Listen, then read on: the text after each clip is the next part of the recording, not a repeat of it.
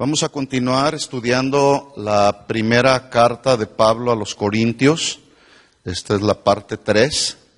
Nos quedan todavía 6 capítulos. Tenemos bastante tiempo para terminar estos 6 capítulos. Y hoy vamos a tratar un tema del ministerio. Póngale ahí tema ministerio. Título: el exceso de confianza y la idolatría.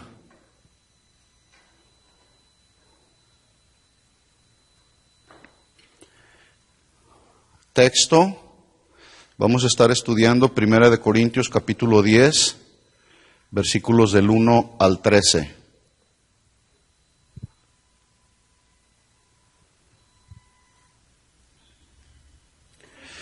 Este tema lo voy a tratar en 2 partes, es un poquito extenso, así que en esta hora vamos a tratar de avanzar lo más que podamos, pero es un tema muy importante, porque así como Pablo lo va a plasmar aquí en los siguientes versículos que vamos a estar estudiando, asimismo nos vamos a ir dando cuenta cómo a veces como cristianos entramos en un exceso de confianza donde pensamos que ya no la sabemos de todas, que ya tenemos todo bajo control, que nuestra vida cristiana ya no necesita de Dios.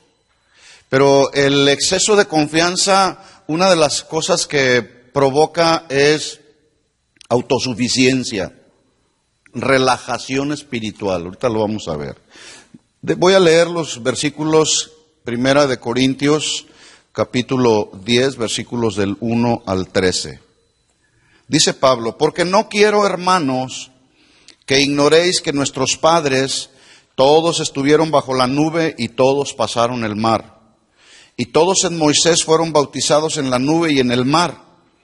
Y todos comieron el mismo alimento espiritual. Y todos bebieron de la misma bebida espiritual, porque bebían de la roca espiritual que los seguía, y la roca era Cristo. Pero de los más de ellos no se agradó Dios, por lo cual quedaron postrados en el desierto. Mas estas cosas sucedieron como ejemplos para nosotros, para que no codiciemos cosas malas como ellos codiciaron. Ni seáis idólatras como algunos de ellos, según está escrito: se sentó el pueblo a comer y a beber, y se levantó a jugar. Ni forniquemos como algunos de ellos fornicaron, y cayeron en un día 23,000. Ni tentemos al Señor, como también algunos de ellos le tentaron y perecieron por las serpientes. Ni murmuréis, como algunos de ellos murmuraron y perecieron por el destructor. Y estas cosas les acontecieron como ejemplo, y están escritas para amonestarnos a nosotros, a quienes han alcanzado los fines de los siglos. Así que el que piensa estar firme, mire que no caiga. No os ha sobrevenido ninguna tentación que no sea humana, pero fiel es Dios, que no os dejará ser tentados más de lo que podáis resistir, sino que dará también juntamente con la tentación la salida para que podáis soportar. Bien, para entender el capítulo 10, necesitamos recordar un poco que en el capítulo 8, Pablo está hablando acerca del principio del que ya hablamos, que aunque los cristianos somos libres, eso no significa que tenemos como una licencia para pecar. Por el contrario, un creyente genuino, nacido de Dios, un creyente que verdaderamente ama a Dios, debiera saber excluir con toda sabiduría, con toda inteligencia, debiera saber excluir de su vida prácticas o hábitos o conductas que, aunque no están específicamente tipificadas en la Biblia como pecados, si nos relajamos podemos caer en algunos pecados que, aunque la Biblia dice, o mejor dicho, no los menciona como pecados, como ya lo vimos, como dice la Biblia: no fumes. ¿Así dice la Biblia? Bueno, no lo especifica, pero ¿cuántos sabemos que fumar es un pecado que atenta contra nuestro cuerpo también, que es el templo del Espíritu Santo? Bueno, debemos, los hijos de Dios, saber identificar todos esos pecados, excluirlos de nuestra Biblia, porque entonces se pueden venir a convertir en pecados y llevar a otros a pecar. Pablo dice en 1 Corintios 8:9, para confirmar esto, dice: mirad que esta libertad vuestra no venga a ser tropezadero para los débiles. Versículo 13, 1 Corintios 8:13 dice: por lo cual, si la comida le es a mi hermano ocasión de caer, no comeré carne jamás para no poner tropiezo a mi hermano. Miren cómo Pablo tenía una consideración muy clara acerca de no ser él, su vida, un tropezadero para los débiles. En el capítulo 9, que también es un capítulo que ya estudiamos, el apóstol Pablo confirma su enseñanza en cuanto a no poner tropiezo en el camino al hermano débil o al maduro inclusive, pero en el capítulo 9 vemos al apóstol Pablo ponerse él mismo como ejemplo para no ser tropezadero a nadie de la iglesia.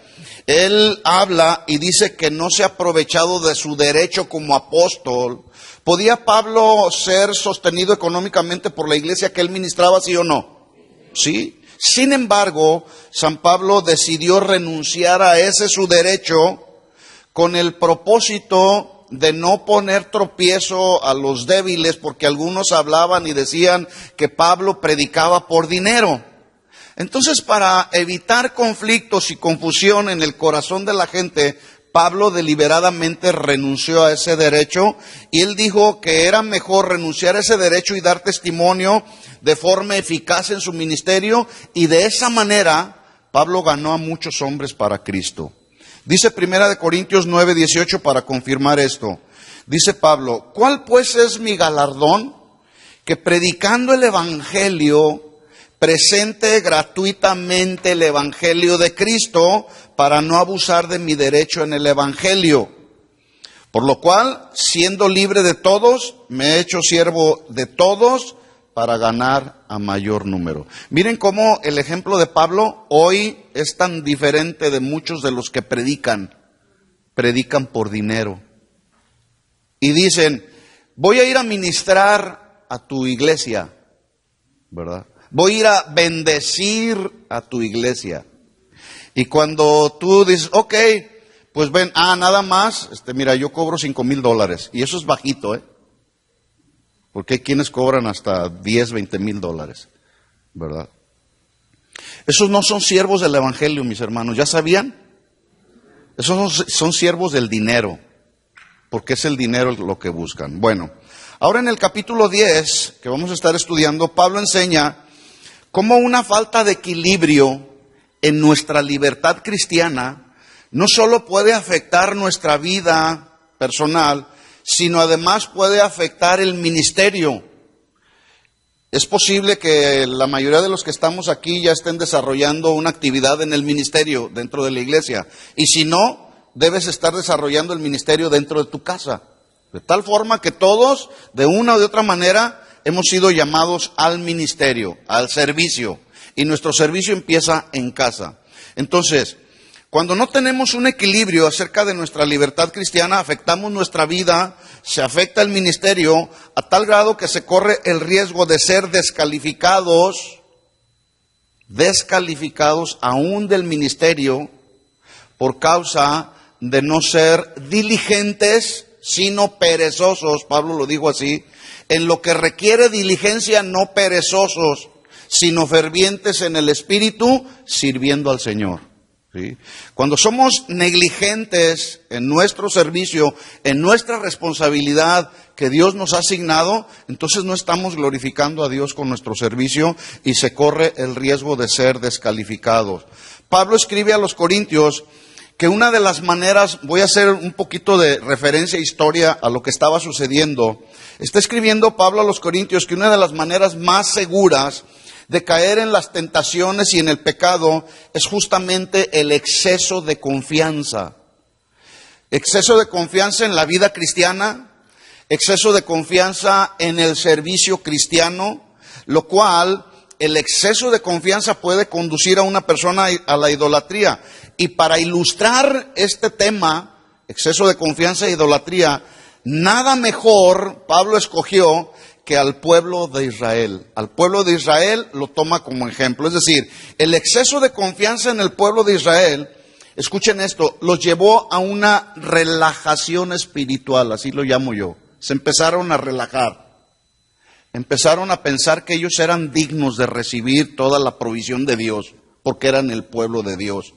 Ellos empezaron a relajarse espiritualmente y a pensar que eran lo bastantemente fuertes como para asociarse libremente con los paganos en sus ceremonias y en sus actividades sociales, sin que esto les afectara moral o espiritualmente, decían ellos, o pensaban ellos, siempre y cuando no participaran en situaciones de abierta o clara idolatría o inmoralidad. Pregunta, ¿el pueblo de Israel fue idólatra e inmoral, sí o no? ¿Por qué? Porque se relajaron espiritualmente. Cayeron en un terrible exceso de confianza. Por lo tanto, entonces Pablo les está escribiendo a los corintios y les dice, si esa es su manera de pensar, estoy parafraseando solamente, se están engañando a sí mismos, corintios.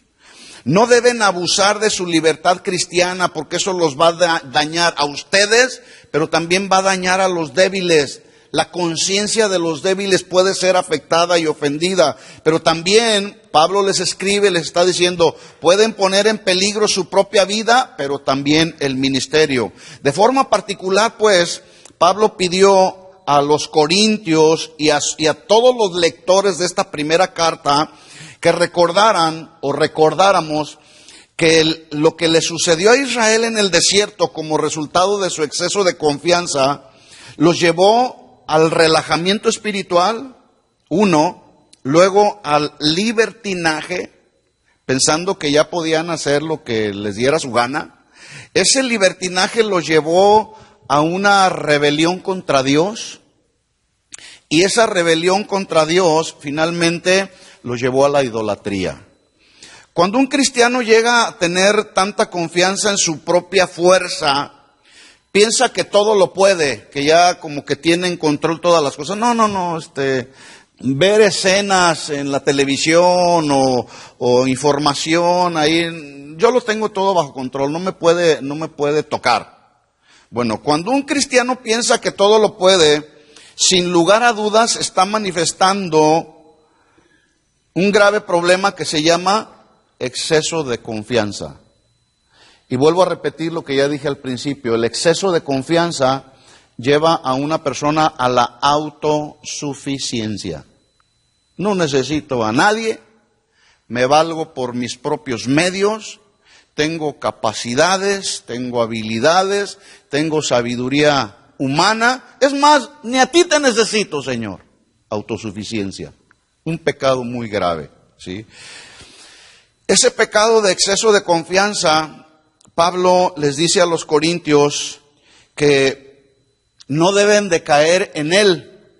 Y Pablo resume el exceso de confianza en 1 Corintios capítulo 10, versículo 12.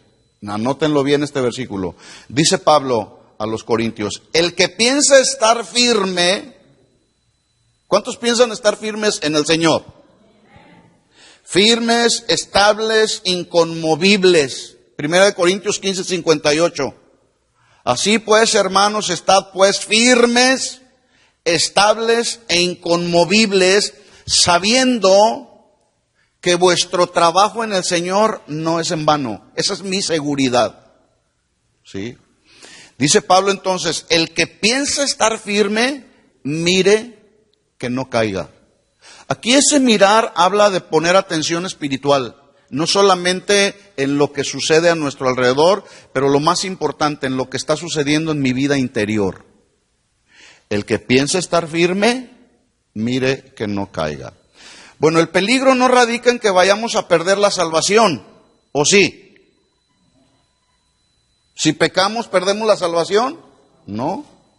Sino más bien, el peligro radica en caer en una falta de santidad. Y la falta de santidad es un obstáculo para que podamos ser eficaces en el ministerio. Este es un pecado o este es un problema que Dios no lo toma a la ligera. debido a que todos los que hemos sido llamados de las tinieblas a su luz admirable, hemos recibido el privilegio de ser llamados no solamente hijos de Dios, pero también hemos recibido el privilegio de ser llamados al ministerio. Y somos responsables de vivir en santidad, mis hermanos. ¿Sí o no? Bueno, así lo dice 1 de Pedro capítulo 1, versículos 15 al 16. Llamados al ministerio, llamados a ser santos, porque la Biblia dice, sed santos como Él es santo.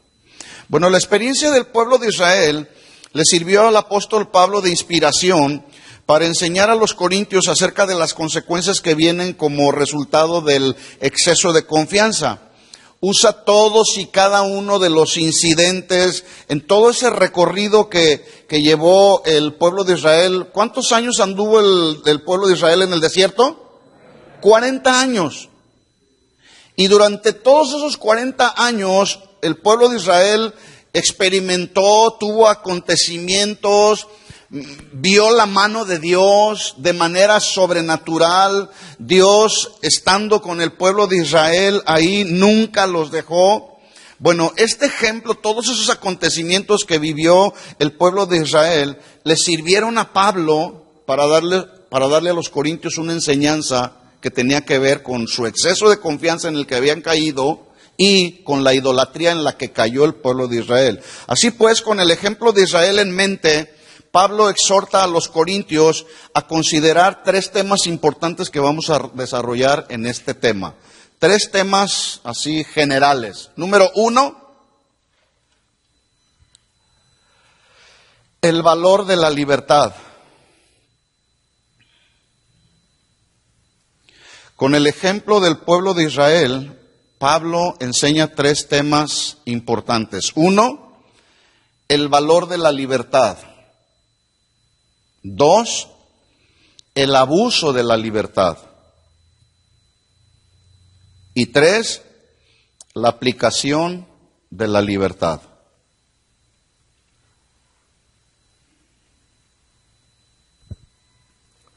En estos 3 temas fundamentales se basan los primeros 13 versículos que Pablo escribe en este capítulo 10.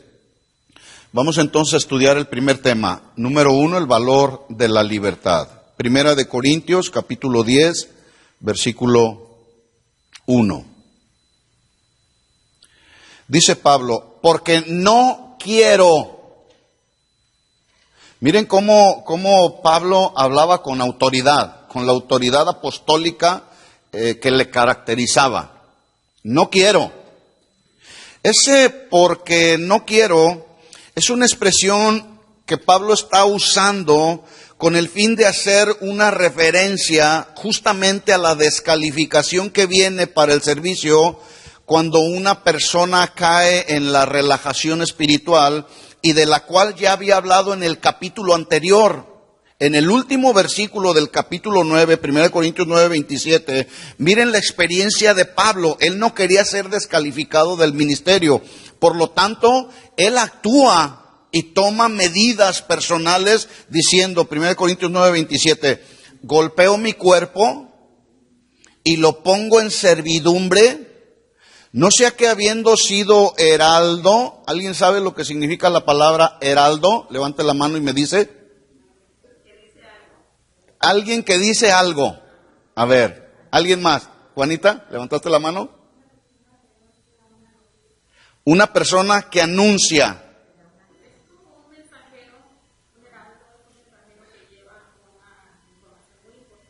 Ok, un heraldo es un mensajero, alguien que lleva información. ¿Sí? Bueno, la Biblia dice, en la traducción del griego es divulgar, proclamar y predicar. Está bien lo que dijeron, ¿sí? Pero para que les quede claro y lo confirmen. Cuando lean ahí, no sea, dice Pablo, que habiendo sido yo un proclamador, un predicador para otros, yo mismo venga a ser eliminado. Hermanos, todos tenemos que tomar medidas personales en nuestra vida cristiana de forma personal para no ser eliminados del ministerio. Si tú eres un proclamador, bueno, de hecho todos debemos de ser heraldos del ministerio, ¿sí o no? ¿Sí le predicas a la gente de las buenas nuevas de salvación? Bueno, debemos tomar medidas para que nosotros no seamos eliminados. Este mismo versículo, 1 Corintios 9:27, en la versión Palabra de Dios para Todos, nos da una claridad mayor del versículo. Dice Pablo: golpeo mi propio cuerpo, lo castigo para controlarlo, para así no resultar yo mismo descalificado ante Dios después de haber sido un proclamador de las buenas noticias del Evangelio. ¿Qué significa? ¿Que Pablo se golpeaba, se autoflagelaba? No. No es algo literal. Él mismo tomaba medidas personales. Él sabía cuáles eran sus debilidades. Entonces, dice Pablo: porque no quiero, hermanos, que ignoréis, vuelvo al capítulo 10, versículo 1, 1 Corintios capítulo 10, versículo 1. No quiero, hermanos, que ignoréis que nuestros padres todos estuvieron bajo la nube y todos pasaron el mar. Pablo hace un llamado, al momento que está escribiendo este primer versículo, está haciendo un llamado a los corintios y a todos los lectores de la carta a considerar de manera muy seria que lo que le sucedió al pueblo de Israel en el desierto nos sirve no solamente para mantener una conciencia o un recuerdo en nuestra mente, sino para recibir también una enseñanza que nos ayude a evitar el exceso de confianza en nuestra vida, a evitar la relajación espiritual en nuestra vida, que nos pueda llevar a la rebelión y a la idolatría. En otras palabras, el pueblo de Israel nos sirve como un espejito para no caer en lo mismo, ¿verdad? Yo no sé si el día de hoy tú te encuentras en una relajación espiritual. Se puede notar, cuando una persona, a veces hasta en la apariencia externa, se nota cuando una persona está relajada espiritualmente, ¿sí? Que ya dejaron de orar. ¿Cómo estás, hermano? Pues ahí la llevo, hermano. ¿Sí? Hermanos, yo les voy a dar un consejo. Si tú tienes planes de servir al Señor de una forma más importante, con el fin de que el Señor el día de mañana te pueda seleccionar y elegir para otorgarte una responsabilidad mayor en el ministerio, bueno, si tú tienes planes de servir al Señor con una responsabilidad mayor, el relajamiento no debe de tener cabida en tu corazón, relajamiento espiritual. Por el contrario, necesitamos estar cada vez más fervientes en el espíritu. Ahí la palabra ferviente significa debemos estar ardiendo espiritualmente, entendiendo que el Espíritu Santo, como una de sus simbologías que es el fuego de Dios, debe de estar todos los días encendido en nuestro ser interior, todos los días. Yo no puedo entender cómo hay personas, cristianos o ministros que dicen, ¿estoy desanimado o estoy deprimido? ¿Por qué una persona se desanima o se deprime? Porque no está ferviente en el espíritu. ¿Sí? Entonces la relajación espiritual, mis hermanos, en el ministerio no sirve, no ayuda para nada, nos puede llevar al exceso de confianza. Entonces dice Pablo, versículo 2, y todos en Moisés fueron bautizados en la nube y en el mar, y todos comieron el mismo alimento espiritual, y todos bebieron la misma bebida espiritual, porque bebían de la roca espiritual que los seguía, y la roca era Cristo. A continuación, en estos versículos, yo encuentro tres diferentes bendiciones que Dios da al pueblo de Israel y que el pueblo de Israel experimentó de una forma sobrenatural en su peregrinaje por el desierto. Primera bendición. Y estas tres bendiciones que el pueblo de Israel experimentó son tres bendiciones que de una manera simbólica también usted y yo experimentamos. ¿Sí? La bendición número 1 que el pueblo de Israel experimentó, acuérdese, Pablo está redactándoles esta instrucción a los corintios, que los corintios habían caído en ese exceso de confianza, estaban ahí muy relajaditos espiritualmente, y Pablo trae a la mente, a través del ejemplo del pueblo de Israel, trae a la mente de los corintios lo que ellos debían de valorar. Número uno, la primera bendición que recibe el pueblo de Israel es la liberación de la esclavitud de Egipto. ¿Cuántos años pasó Israel esclavo en Egipto? ¿Cuántos? 400 años. La norma general, algunos dicen 430, bueno, la norma general que habla, los comentaristas, los teólogos hablan de 400 años. ¿Se imagina 400 años el pueblo de Israel siendo esclavos de Egipto, viviendo bajo un régimen de un sometimiento a un pueblo pagano que abusó de ellos, que los menospreció, que los hizo trabajar hasta el agotamiento? ¿Se imagina la condición en la que estaba el pueblo de Israel? Tenían muchas razones para estar deprimidos. Tenían muchas razones para renegar contra Dios. Bueno, así estábamos nosotros cuando andábamos allá en Egipto, en el mundo. De hecho, Egipto simboliza el mundo, ¿verdad? Donde estábamos ahí, espiritualmente estábamos agotados. El pecado hacía con nosotros lo que quería. Nos sometía a su voluntad. De ahí el Señor nos rescata, así como rescató al pueblo de Israel. De esa condición tan extrema, Dios liberó milagrosamente al pueblo de Israel, abre el mar rojo para que el pueblo de Israel pase por tierra seca, luego de manera milagrosa cierra las aguas sobre el ejército de Faraón, y quienes los perseguían, acuérdese la historia, dice que el Faraón venía detrás de ellos porque quería agarrar nuevamente al pueblo de Israel y llevarlos ¿a dónde? ¿A la bendición? No, a la esclavitud, ¿sí? Pero de forma milagrosa, mis hermanos, Dios libera al pueblo de Israel de estas cadenas de esclavitud en las que el pueblo de Israel se encontraba. Pregunta, ¿el Señor te ha liberado de las cadenas del pecado en el que estabas? ¿Sí o no? A mí sí. ¿Quién quiere regresar al mundo? Bueno, teniendo ese entendimiento y considerando en nuestra mente ese hecho tan maravilloso que solamente Dios pudo haber hecho en nuestra vida, hermanos, lo menos que podemos hacer es servir a Dios con diligencia, no siendo perezosos, fervientes en el Espíritu, sirviéndolo a Él apasionadamente. ¿Sí o no? Bueno, más adelante dice la Biblia que Dios guió al pueblo de Israel de día en una columna de nube y de noche en una columna de fuego. Esto lo puede ver en Éxodo capítulo 13 del versículo 21 en adelante. Bueno, el Éxodo en sí mismo, hay que entender esto, esta es una nota adicional que quiero poner así entre paréntesis. El Éxodo del pueblo de Israel en sí mismo no representó la salvación espiritual del pueblo de Israel. Porque debemos entender y saber que una persona recibe la salvación espiritual de su alma en el momento que sale del mundo para acá. Porque hay muchos que se salen del mundo desde el punto de vista estrictamente moral y llegan a una iglesia.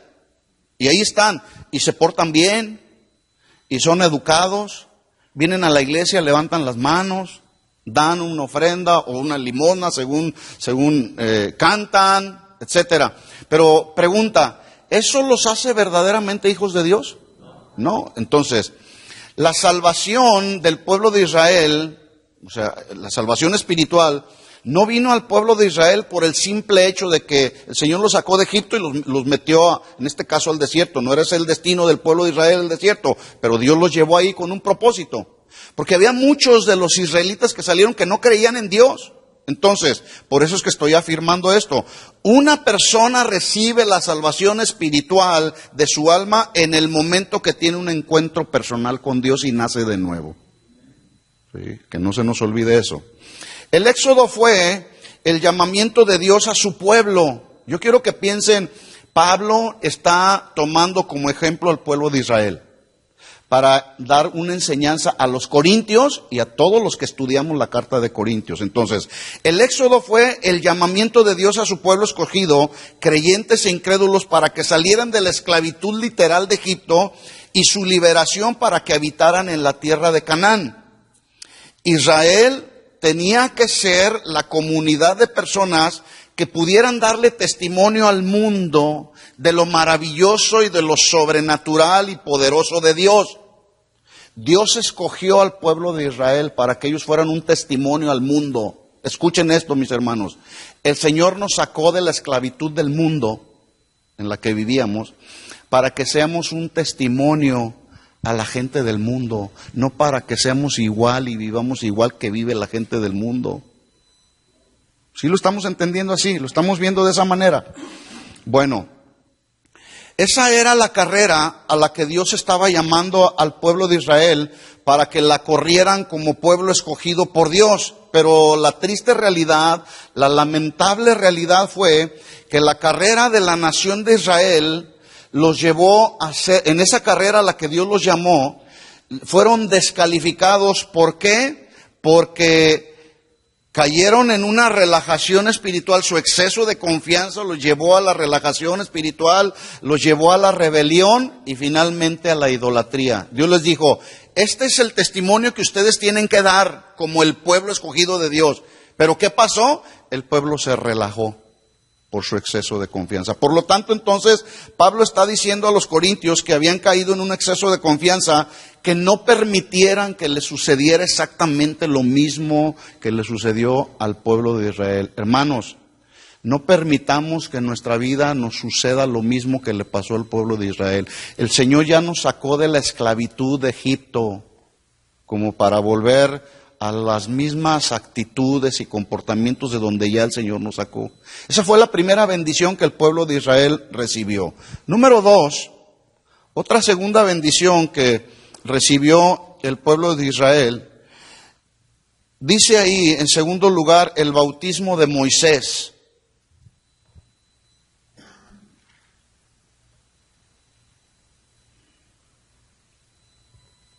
Primero de Corintios capítulo 10, versículo 2 dice, y todos en Moisés fueron bautizados en la nube y en el mar. Regularmente entendemos que bautismo significa, ¿qué significa bautismo? ¿Perdón? Literalmente la palabra bautismo, ¿alguien sabe lo que significa? ¿Qué? Sumergido bajo las aguas, ser sumergido. ¿Sí? Entonces, ¿el bautismo en agua nos da la salvación? ¿Sí o no? No, muy bien. Muy bien, porque bueno, algunos piensan que si alguien no se ha bautizado en agua, no es salvo. No, no es eso, no es esa la doctrina del bautismo. Entonces, entendemos que bautismo significa sumergir bajo las aguas. Y esta es una ceremonia y un mandamiento en el cual el uso del agua simboliza la limpieza de pecados. ¿Estamos claros? Bueno, pregunta para meditar. Cuando Pablo escribe a los corintios, y todos en Moisés fueron bautizados en la nube y en el mar, la pregunta es la siguiente: ¿Pablo estará haciendo referencia a la ceremonia del bautismo en agua? ¿Sí o no? Repito entonces lo que dice el versículo 2. Vamos a tratar de darle respuesta a esta pregunta. Dice Pablo a los corintios, y todos en Moisés fueron bautizados en la nube y en el mar. ¿Significa que Pablo está haciendo referencia a la ceremonia del bautismo en agua? ¿Sí o no? No. Vamos a ver. Muchos cristianos equivocadamente han interpretado las palabras de Pablo queriendo decir que Israel fue rociado con la lluvia que descendió de la nube, o sea, el uso del agua. Por eso algunos dicen, es que el pueblo de Israel fue bautizado en Moisés porque las nubes rociaron a todo el pueblo de Israel, y luego dice, y además fueron sumergidos en el mar. Bueno, la forma más equilibrada de interpretar las palabras de Pablo es que la columna de nube que seguía a los israelitas de día, dicen los teólogos que era la nube de la Shekinah, o la presencia de Dios, así se traduce. La nube de la presencia de Dios. Y que por la noche se convertía en una columna de fuego. Y luego en un acto soberano y sobrenatural de Dios, Dios abre el mar, separando las aguas de tal forma que el pueblo pudiera pasar por tierra seca.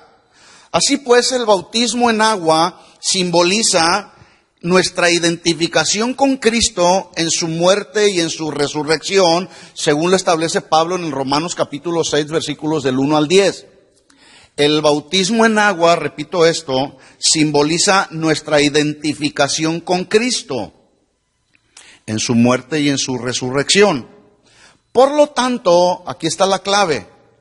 La idea de la identificación espiritual, más que de la ceremonia física, literal, del bautismo, era lo que Pablo tenía en mente cuando escribe que los israelitas fueron todos bautizados en Moisés.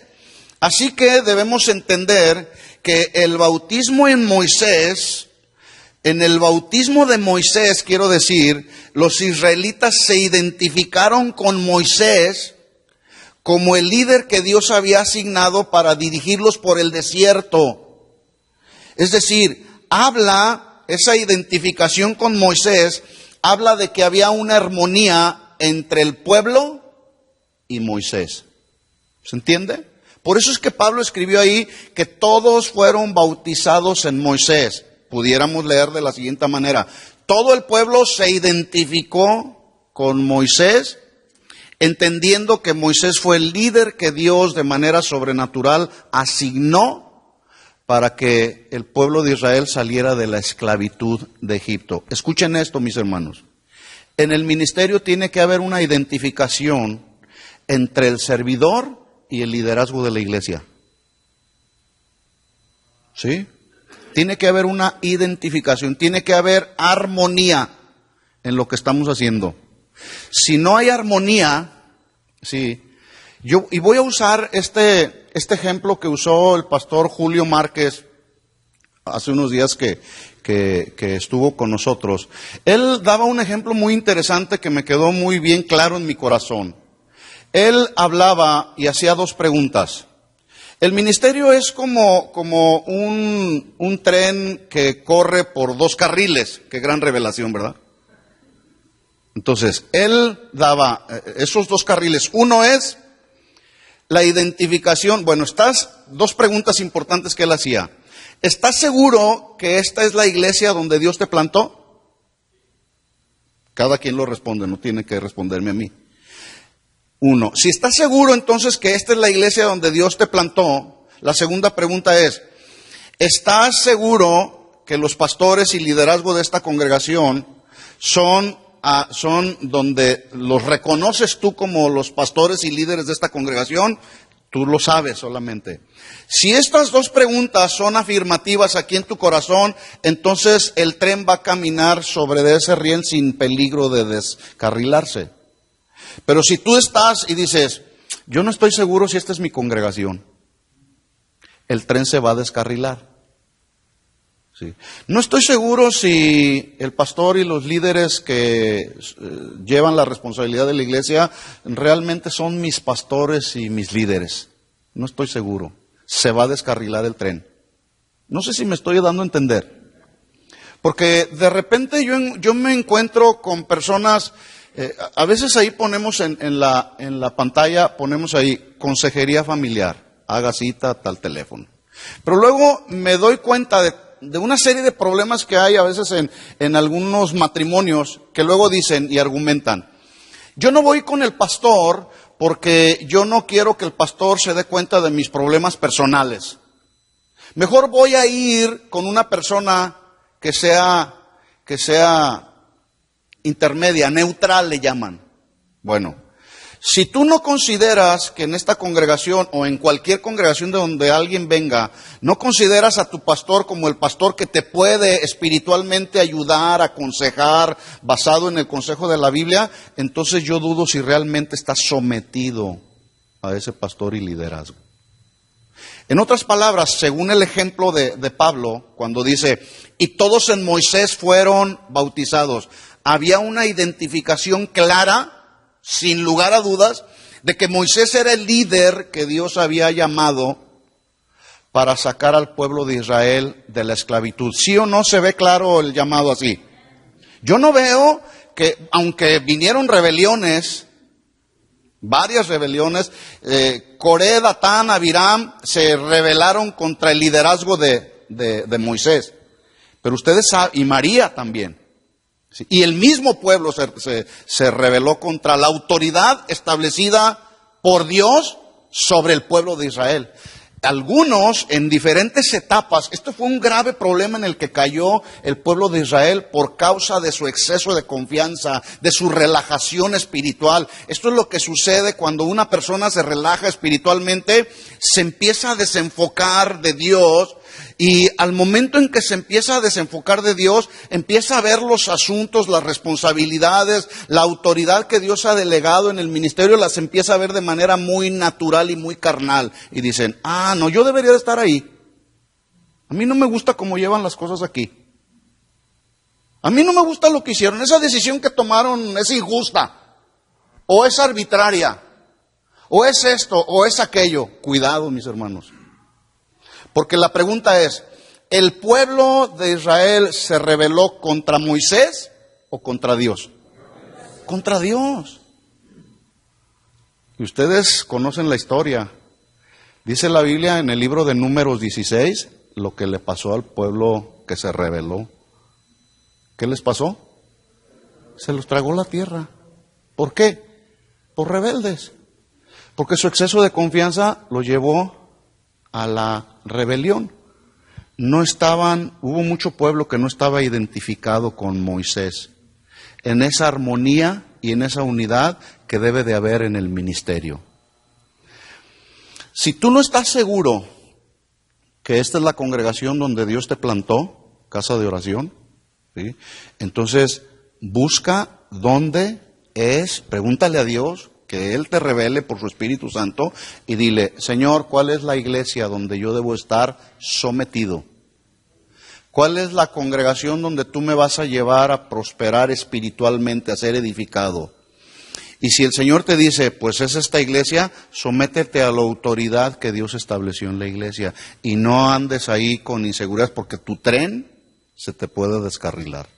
¿Estamos claros? Bueno. Entonces, primera bendición que recibe el pueblo de Israel, son sacados de la esclavitud de Egipto. Usted y yo somos bendecidos porque Dios nos sacó de la esclavitud del mundo. Pero luego, el pueblo de Israel tuvo una identificación con Moisés, hubo armonía y sabían ellos que la autoridad que Dios había establecido era Moisés y todo su equipo que llevó ahí al desarrollo, estaban identificados en una relación armoniosa con Moisés. La tercera bendición que recibe el pueblo de Israel es el sustento espiritual en el desierto. Sustento espiritual.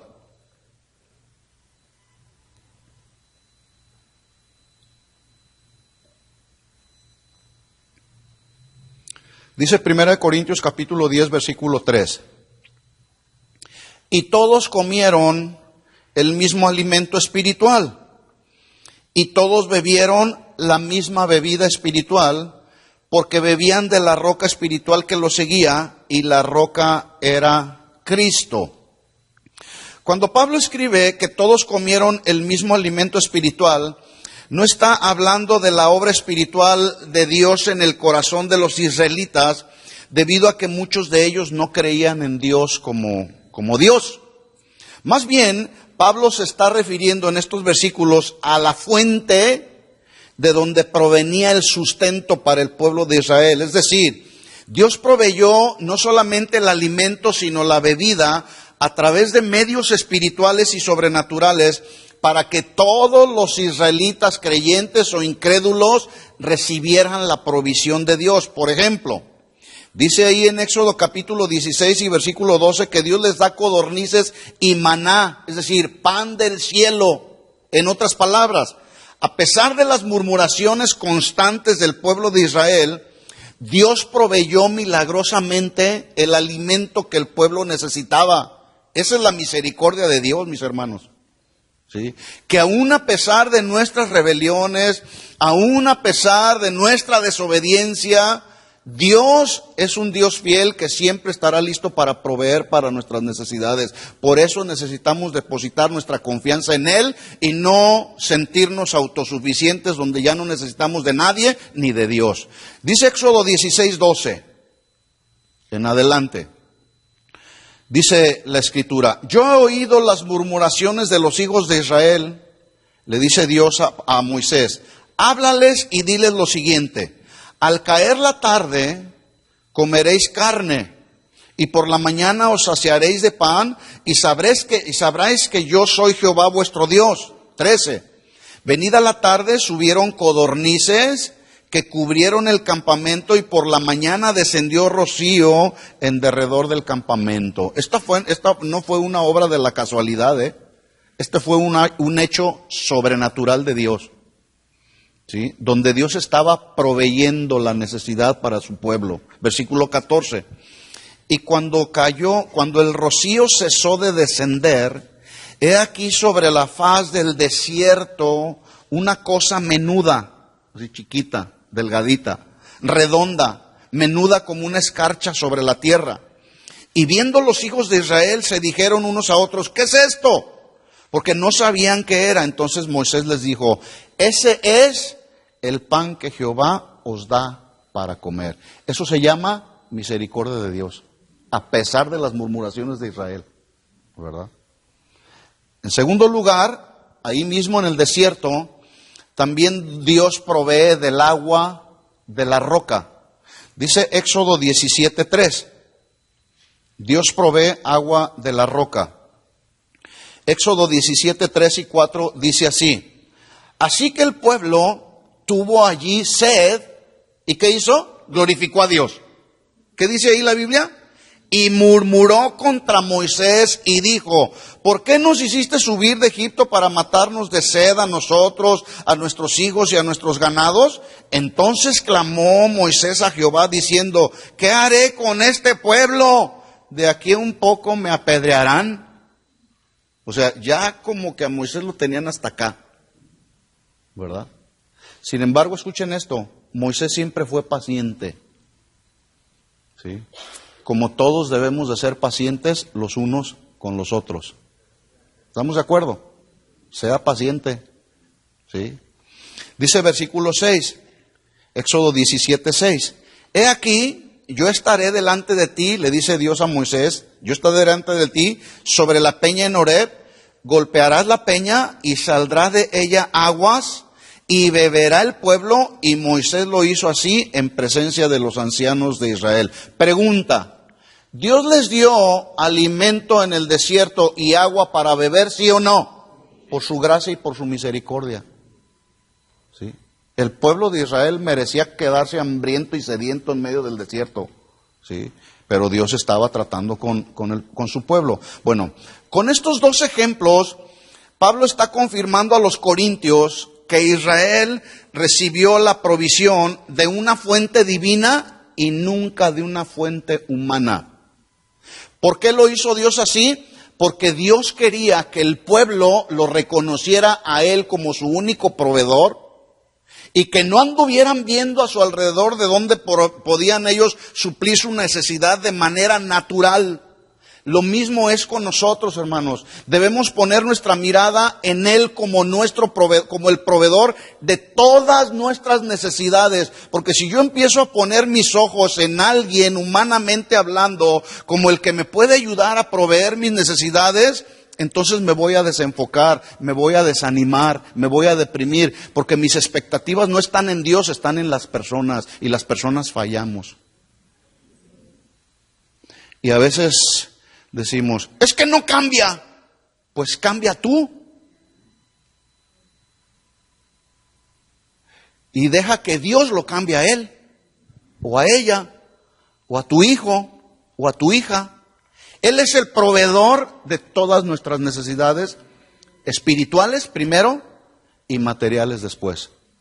Por eso buscad primeramente el reino de Dios y su justicia, dijo Jesús, porque todas las demás cosas vendrán por añadidura. Bueno, esto era lo que Pablo quería que el pueblo de Israel entendiera, que su provisión estaría en Dios, no en sus habilidades humanas, no en su conocimiento bíblico, no en su riqueza material, no en su sabiduría humana, no en sus habilidades, no en lo que tenían en la mano. Su provisión estaría y estará siempre en el Señor. Sí.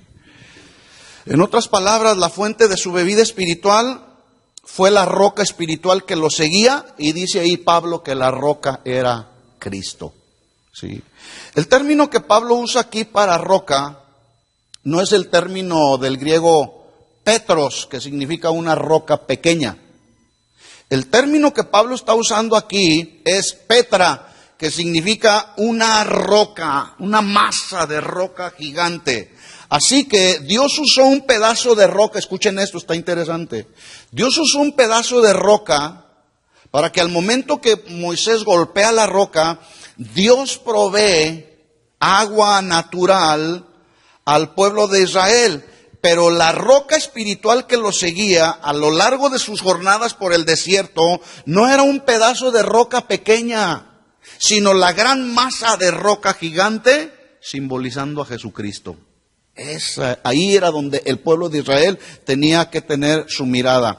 Así que la intención del apóstol Pablo, al escribirle a los corintios y contarles de todas estas bendiciones y privilegios que Dios dio a Israel, fue con el fin de que los corintios hicieran conciencia de que su libertad, o la libertad que Cristo logró para ellos en la cruz, y su exceso de confianza no les hiciera caer en la relajación espiritual, en la rebelión y finalmente en la idolatría. Es el mismo llamado que Dios hace en nuestra vida el día de hoy. No caigamos en un exceso de confianza.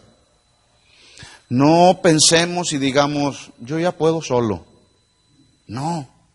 La Biblia dice, hablando San Pablo también y haciendo una analogía entre la iglesia y el cuerpo humano, dice que el cuerpo humano bien concertado y unido se ayudan mutuamente. ¿Sí? Hermanos, somos el cuerpo de Cristo y necesitamos ayudarnos mutuamente. Yo no puedo decir no te necesito. Yo no puedo decir no te necesito. No puedo decirle a mi esposa no te necesito. Yo no puedo decirle a nadie ya no te necesito porque yo puedo solo. No, soy solamente una pequeña parte del cuerpo.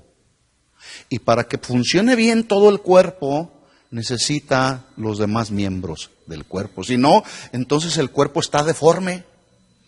Y un cuerpo deforme no puede funcionar adecuadamente. ¿Se fijan cómo las personas que les falla algún miembro tienen que valerse de cosas para poder más o menos funcionar adecuadamente? Por eso es que necesitamos respetarnos, soportarnos, ser pacientes los unos y los otros, reconocernos los unos y los otros, saber y entender que no podemos funcionar solos. Yo no puedo entender cómo hay pastores que dicen, yo puedo solo, yo la puedo hacer solo, no necesito el consejo de nadie, no necesito la cobertura de nadie. Error. Porque muchos de esos pastores que están jugando al llanero solitario han caído en graves pecados. ¿Por qué? Porque no le rinden cuentas a nadie. El Señor es mi pastor y nada me faltará. Sí, Él es nuestro pastor, Él es el pastor por excelencia, el pastor de los pastores. Pero aquí en la tierra yo necesito un pastor. Yo necesito a alguien a quien rendirle cuentas. ¿Sí? Entonces, si algún día el Señor te llama a ser pastor de una iglesia, no la hagas del llanero solitario, porque te va a ir mal. ¿De acuerdo? Voy a dejar aquí porque el segundo tema es un poquito extenso. El siguiente tema que Pablo está hablando aquí de manera general tiene que ver con el abuso de la libertad en la que cayó el pueblo de Israel, como el abuso de la libertad en la que muchos de nosotros caemos. Y nos llevan al exceso de confianza, nos llevan a la relajación espiritual, nos llevan a desenfocarnos de Dios, nos rebelamos de Dios y finalmente andamos adorando otra clase de dioses que no tienen nada que ver con el Dios de la Biblia. ¿Sí? La próxima semana seguimos con este tema, el exceso de confianza y la idolatría.